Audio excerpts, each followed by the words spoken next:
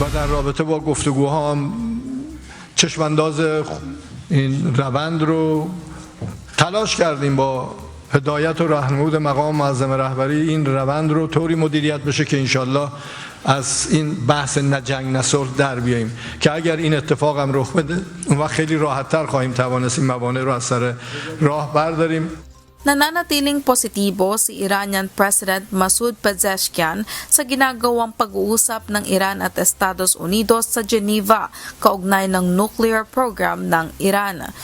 Ito ay sa kabila ng banta na military action mula sa Washington at pagpapaigting nito ng sanksyon sa Tehran.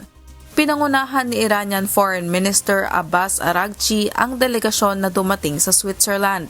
Bago ang formal na pag-uusap, nakipagpulong muna ito sa Omani Foreign Minister upang ipahayag ang posisyon ng Iran sa pag-aalis ng sanctions at sa issue ng nuclear program. Samantala, pinalalawak ng US ang economic pressure nito laban sa Tehran. Pinatawan ng US Treasury Department ng panibagong sanctions ang mahigit 30 individual, kumpanya at mga sasakyang pandagat na kabilang sa tinaguriang shadow fleet ng Iran. Tinarget din ng Office of Foreign Assets Control ang mga network na umano'y tumutulong sa Iran's Islamic Revolutionary Guard at Ministry of Defense na makakuha ng mga materyales at makinarya para sa ballistic missile at iba pang weapons program.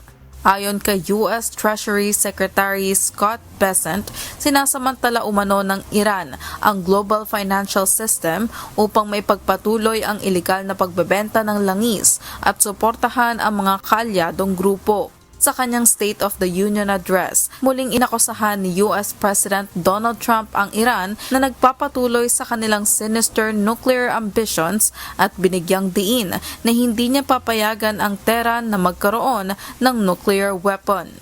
For decades, it had been the policy of the United States never to allow Iran to obtain a nuclear weapon.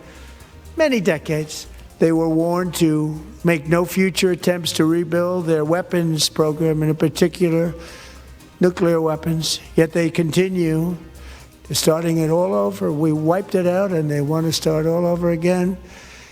And are at this moment again pursuing their sinister ambitions. We are in negotiations with them. Sa gitna ng pagtutok ng buong mundo sa magiging resulta ng mga pag-uusap, hati naman ang pananaw ng mga Iranian kung may mapagkakasunduan ang dalawang panig.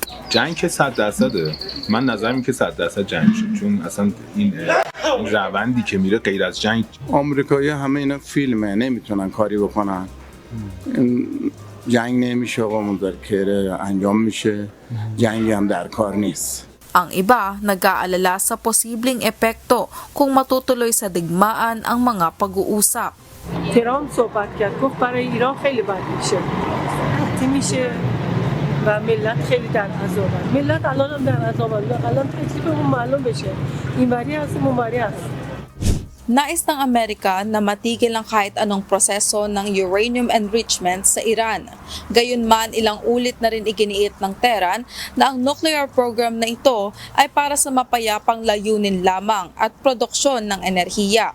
Kaya naman hindi sila papayag na abandonahin ang kanilang karapatan dito. Carmela Marinda, UNTV News and Rescue, USA. Diyos ang aming sandigan, serbisyo publiko ang aming pinahahalagahan.